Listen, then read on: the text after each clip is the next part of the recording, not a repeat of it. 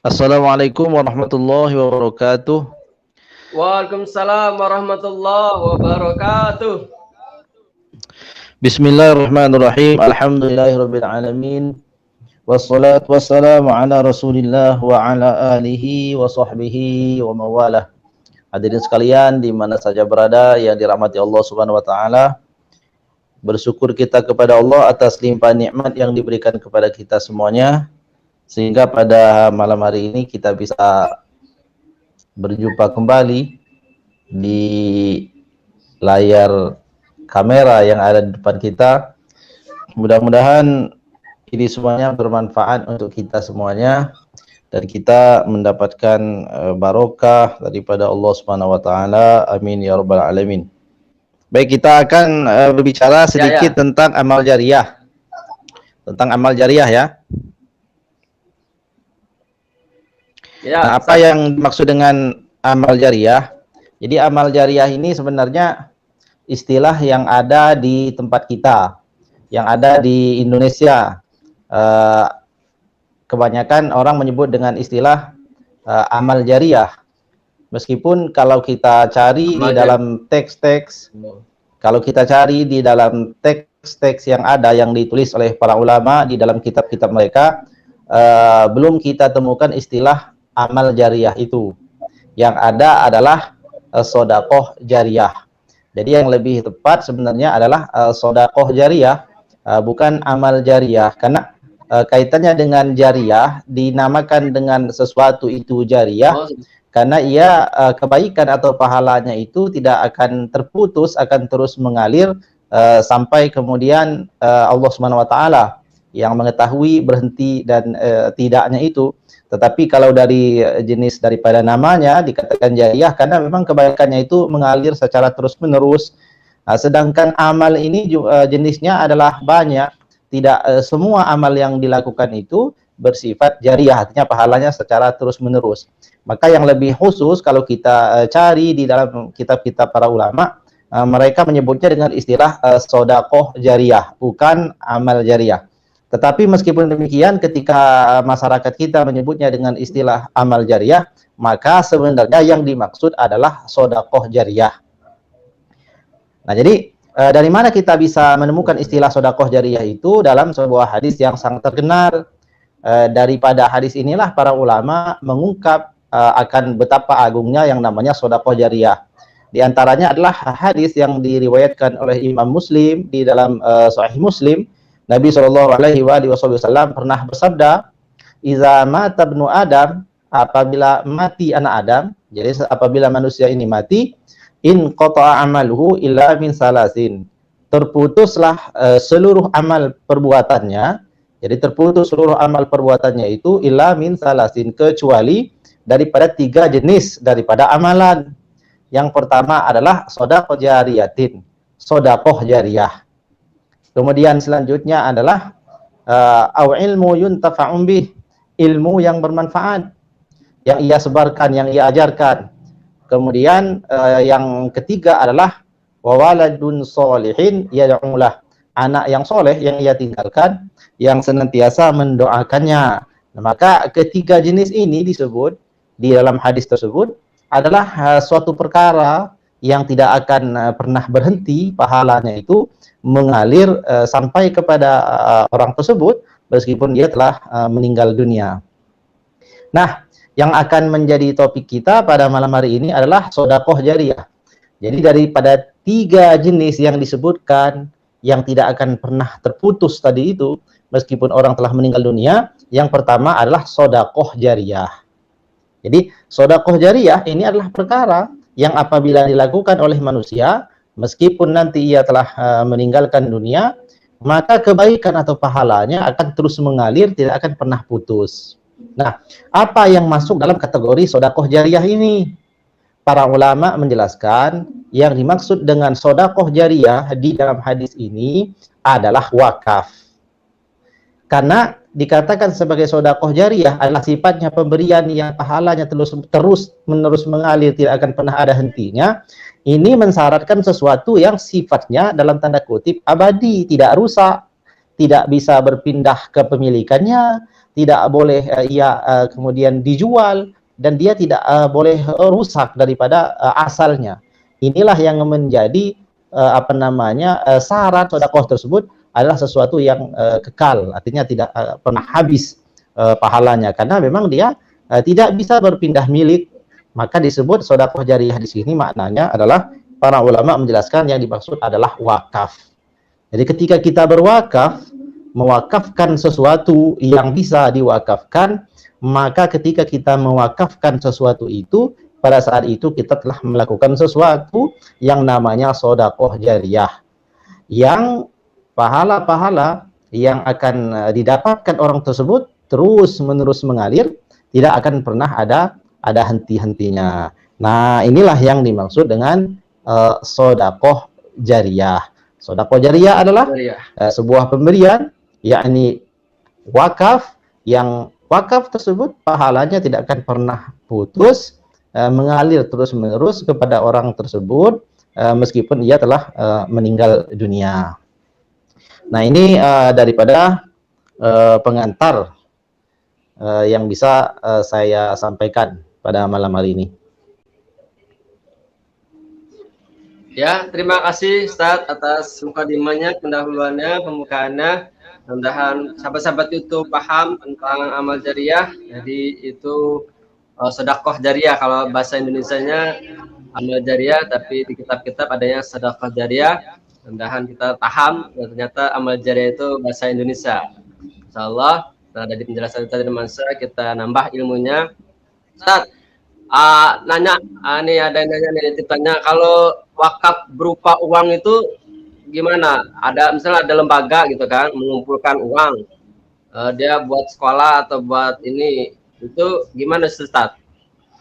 Nah, berkaitan dengan wakaf, sebagian ulama menyatakan bahwasanya yang namanya wakaf itu harus berupa tanah. Jadi tidak bisa orang berwakaf dalam bentuk uang. Ini sekelompok ulama. Akan tetapi sebagian ulama juga berpendapat bahwasanya berwakaf dalam bentuk uang itu boleh. Karena ketika orang berwakaf uang, sebenarnya dia bukan mewakafkan uangnya, tapi mewakafkan barang yang akan dibeli dengan uang tersebut.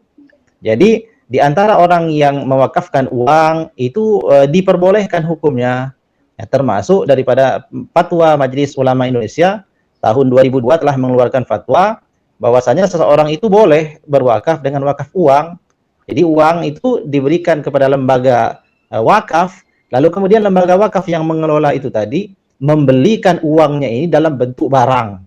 Apakah dia belikan tanah nantinya untuk membangun masjid, membangun pondok pesantren, dan lain sebagainya. Maka pada hakikatnya orang yang berwakaf uang itu bukanlah uang itu yang dia wakafkan, tetapi dia menanam saham. Dia menanam saham, dan sahamnya itulah yang diwakafkan. Nah, jadi singkat cerita, apakah boleh orang mewakafkan uang? Maka jawabannya boleh. Termasuk fatwa daripada Majelis Ulama Indonesia tahun 2002 telah membolehkan seseorang itu berwakaf dalam bentuk uang yang akan dibelikan saham nantinya, atau tetap dalam bentuk uang itu, dan uang tersebut akan dijaga jumlahnya, tidak akan berkurang. Karena yang menjadi syarat daripada wakaf itu, benda yang diwakafkan itu adalah, yang pertama, dia tidak boleh berkurang nilainya. Tidak boleh berkurang. Andai orang ini mewakafkan uang 1 juta, maka uang 1 juta ini harus utuh. Tidak boleh berkurang. Nah, tidak boleh berkurang uang 1 juta yang diwakafkan orang itu. Dia tidak boleh dijual, kemudian dia tidak boleh dihibahkan. Dia pemilik wakaf itu adalah kembali kepada Allah Subhanahu wa taala. Adapun penghasilan yang dihasilkan dari uang wakaf itu boleh ditasarrufkan kepada perkara-perkara keumatan, yakni kepada urusan-urusan umat. Itu boleh diambil dari keuntungan yang didapatkan daripada pengelolaan uang wakaf yang jumlahnya sekian tadi itu. Jadi umpama ada orang berwakaf 1 juta, lalu uang wakaf 1 juta ini dikelola oleh nazir, oleh orang yang mengelola zakat wakaf tersebut, lalu keuntungan daripada pengelolaan uang ini tidak berkurang, modalnya harus tetap 1 juta. Nah, tambahannya daripada usaha yang dilakukan daripada uang wakaf tersebut, itu boleh diberikan kepada fakir miskin, boleh juga dibangunkan ke tempat-tempat yang lain. Nah, artinya modalnya tetap tidak berkurang. Nah, ini ya penjelasan yang agak jelimet sedikit, tapi kesimpulannya adalah boleh orang berwakaf uang. Boleh berwakaf uang menurut sebagian ulama, dan pendapat ini juga dipegangi oleh Majelis Ulama Indonesia yang sudah mengeluarkan fatwanya. Boleh orang berwakaf uang melalui fatwanya tahun 2002 kalau tidak salah, itu tahunnya. Wallahu a'lam bishawab. Dari sahabat-sahabat YouTube mau bertanya, kami persilakan. Ustaz, nih ada pertanyaan lagi nih. Tadi kan kalau amal seorang itu terputus ya, agar kita ini lebih paham terputus itu, kalau memang udah mati kan memang nggak bisa beramal lagi gitu kan. Tapi kan ada ini link yang lain gitu kan, kayak punya anak gitu kan, tapi dia sedekah atas nama orang tuanya, itu gimana Ustaz? Anggapan kita agar lebih paham gitu, lebih jelas itu, lebih yakin, nggak ragu-ragu lagi gitu. Jadi mohon dijelaskan Ustaz.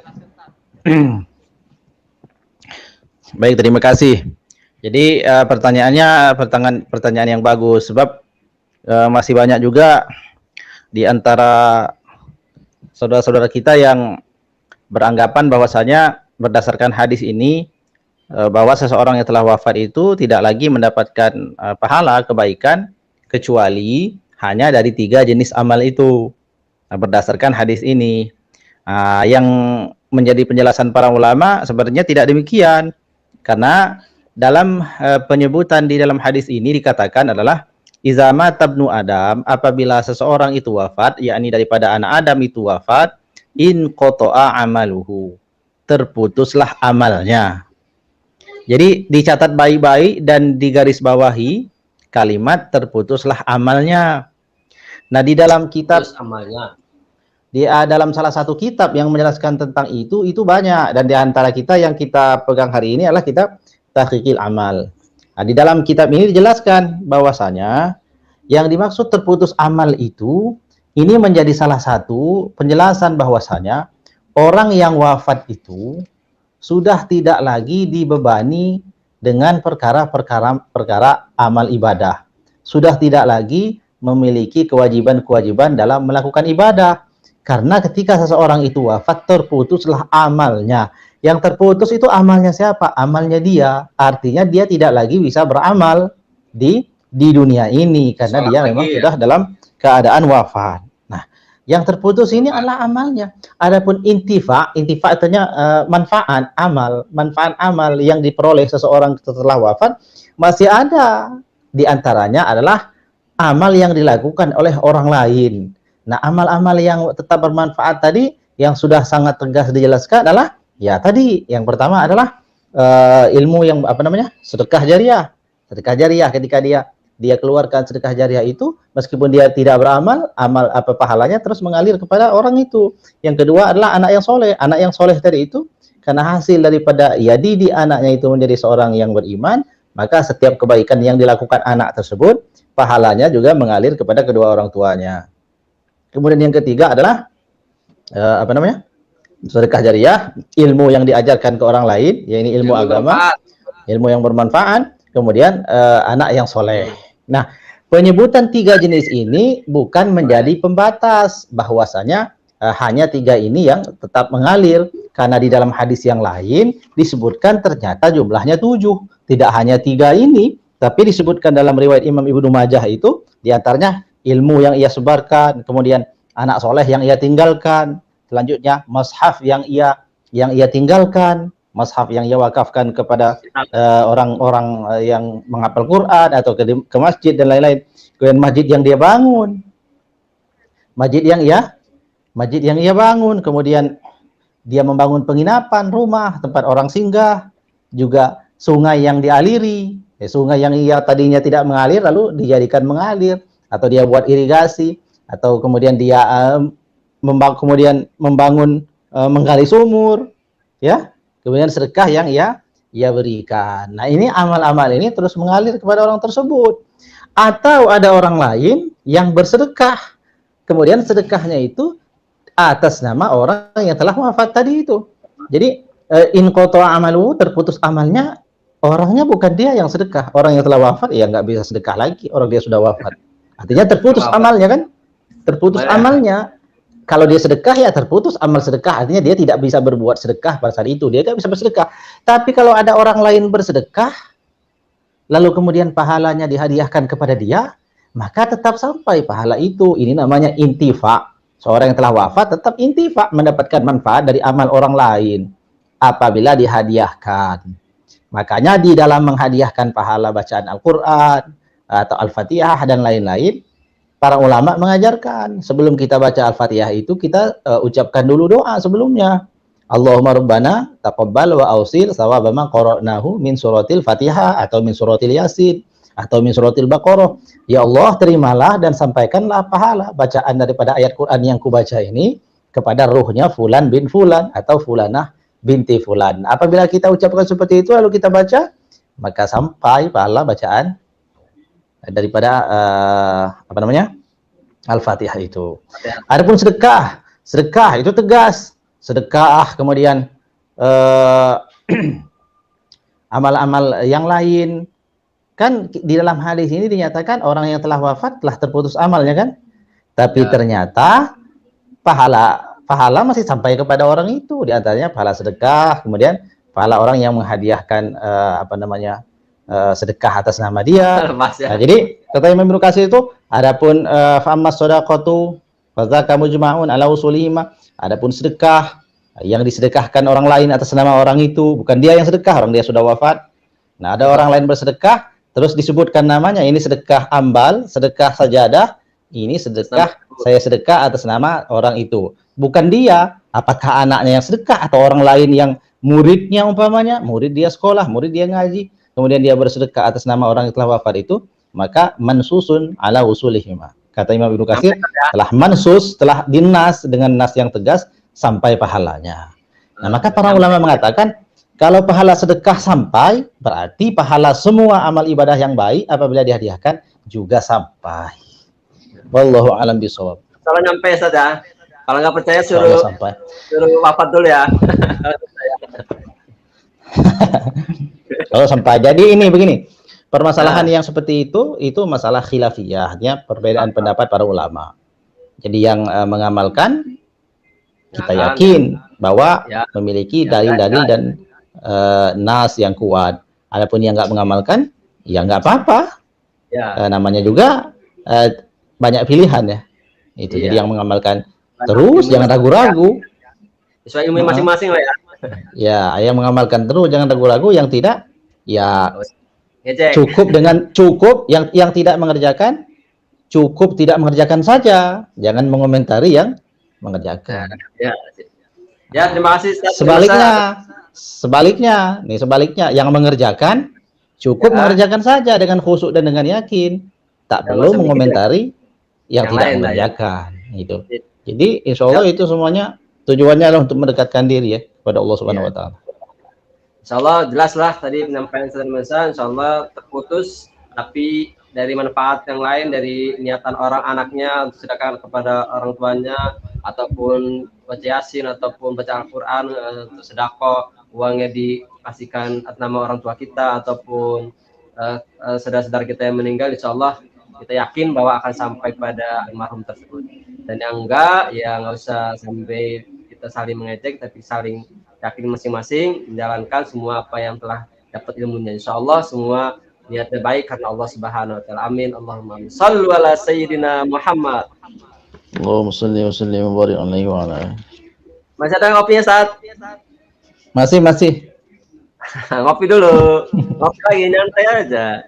Masih nyantai, masih lama ini. 1 jam lagi. Ngopi dulu. Ngopi pai dulu, ngopi pai.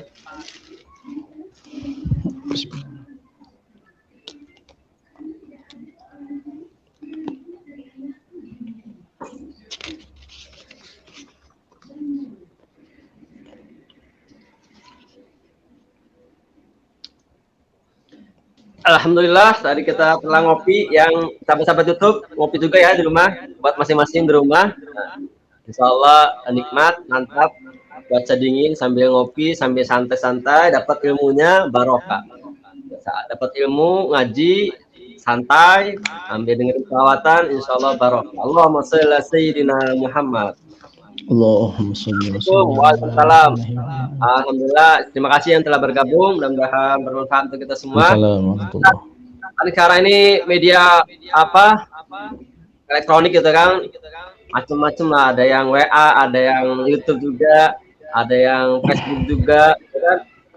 Bisa jadi amal jariah juga ya. Kalau isinya bermanfaat untuk orang lain disebarkan, masya Allah bermanfaat juga ya. Ada juga amal solehnya juga, apa amal soleh ya, amal salah gitu. Kalau masalah dia share yang nggak benar, akhirnya buat kadu, buat masalah itu, kenalin untuk kesalahan terus. Gimana Ustaz itu penjelasannya? Ya, jadi semua kebaikan itu apabila disampaikan kepada orang lain, maka orang yang menyampaikan itu akan mendapatkan pahala yang sama dengan orang yang mengamalkan. Jadi termasuk bagian daripada itu, kalau kita ini menyebarkan kebaikan. Jadi mandalla ala khair, barang siapa yang menunjukkan pada satu kebaikan, maka falahu ajru fa'iluhu. Dia mendapatkan pahala orang yang mengamalkan. Jadi andainya kita umpamanya menyampaikan sesuatu yang baik berupa ilmu agama. Lalu ilmu agama itu yang kita sampaikan ini diamalkan orang lain. Ada orang yang lain mengamalkan, maka setiap orang itu mengamalkan, kita yang menyampaikan ini dapat pahala yang sama, seperti pahala orang yang mengamalkan itu, tanpa mengurangi pahala orang itu sedikit pun. Begitu juga dengan yang menyebarluaskan. Jadi andai ada satu kebaikan yang didapatkan dari hasil kita menyebarluaskan kebaikan itu, maka kita mendapatkan pahala yang sama atas orang yang mengamalkan itu, tanpa mengurangi amal ibadah orang itu. Begitu juga dengan keburukan. Kalau keburukan yang kita sebarkan, maka setiap ada satu orang yang melakukan keburukan sebab jasa kita yang menyebarluaskan itu, maka kita juga akan mendapatkan dosa yang sama seperti dosa orang yang melakukan itu, meskipun kita diam saja di rumah tanpa mengurangi dosa orang itu. Jadi kalau kita sebarkan sesuatu yang baik, orang melakukannya, maka kita dapat pahala dari orang itu. Kalau 10 tempat kita menyebarkan, maka 10 juga kita dapat kalau dia amalkan. Nah, kalau keburukan juga sama. Makanya hati-hati itu. Ya, gunakan yang baik-baik. Media ini bisa menjadi anugerah, bisa juga menjadi fitnah. Menjadi anugerah bila ya kita gunakan dengan baik, bijaksana untuk menyebarkan sesuatu yang baik. Atau sebaliknya menjadi fitnah kalau yang kita sebarkan, kita gunakan media ini untuk sesuatu yang buruk. Jadi kita ini berusaha nih, seperti sekarang ini. Kita ini lagi berusaha untuk minimal memberi alternatif daripada tontonan. Ketimbang kita hanya mengeluh kan, terus kita mencaci ketika ada tayangan-tayangan yang kurang pantas, terus kita mengeluh mencaci, tapi kita tidak menyediakan alternatif. Nah, itu juga salah. Nah, jadi apapun itu berhasil atau tidak berhasil, yang penting kita sudah menggunakan ini dengan baik. Mudah-mudahan ada manfaatnya, sedikit banyaknya itu serahkan kepada Allah. Yang penting kita berusaha, niatnya ikhlas karena Allah. Manfaatnya itu ya kita kembalikan lagi kepada Allah Subhanahu wa Ta'ala. Minimal kita sudah punya tanggung jawabnya. Mudah-mudahan channel kita ataupun sahabat-sahabat YouTube yang lagi bisa di YouTube nih bermanfaat untuk orang lain. Kita juga berupaya bermanfaat agar kita mendapatkan amal jariah dari wasilah apa yang kita usahakan, apa yang kita niatkan karena Allah Subhanahu wa Ta'ala, dan kita berupaya menjauhkan dari hal-hal yang negatif maupun dari media ataupun yang kita usahakan agar kita tidak menyebarkan hal-hal yang membuat resah ataupun mengalir kesalahan untuk kita sendiri karena kita menyebarkan kesalahan. Mudah-mudahan kita dewasa untuk senantiasa memanfaatkan media elektronik ini untuk kebaikan kita, karena ini terus nih sampai kita meninggal ini akan terus mengalir ini seperti amal jariah juga Ustaz ya. Kalau dilihat orang digunakan. Insyaallah. Mudah-mudahan ini bermanfaat untuk kita dan Ustaz Dermawan juga ilmunya bermanfaat terus mengalir. Amin. Sampai orang pakainya terus sampai dapat ilmu lagi terus sampai mengalir ke bawah-bawah terus mengalir sampai Ustaz Dermawan enggak ada lagi. Channel ini ada bermanfaat orang terus dapat, alhamdulillah. Syukur alhamdulillah. Allahumma shalli ala sayyidina Muhammad.